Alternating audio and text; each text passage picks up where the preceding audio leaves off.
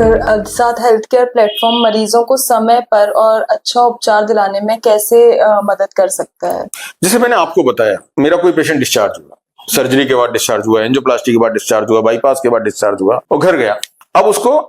जो है सांस फूल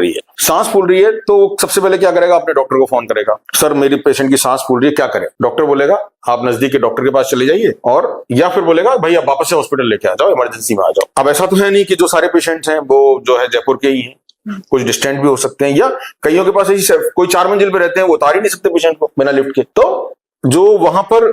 जो नर्सिंग केयर जो है वो तुरंत, भाई उनको मालूम होता है कि कार्डियक केयर से अगर वो एसोसिएटेड है कि इनको डायरेटिक्स देने से यानी लेसिक्स इंजेक्शन देने से या प्रॉप्ड अप करने से यानी ऊपर करने से या ऑक्सीजन लगाने से इनको आराम मिल सकता है। तो एक तो सब immediate safety of the patient. दूसरी चीज, जो वहां पर अवेलेबल होम केयर है वो जो ट्रीटिंग डॉक्टर है उससे कांटेक्ट करके, क्योंकि ट्रीटिंग डॉक्टर बहुत कंफर्टेबल होगा कि एक जो है मेडिको है उससे कांटेक्ट करे और उसको समझाए कि भाई इसको और कैसे केयर कर सकते हैं, या उसको हॉस्पिटल आने की जरूरत है कि नहीं, उसके वाइटल्स हैं यानी उसके बीपी पल्स ऑक्सीजन को मॉनिटर कर सके।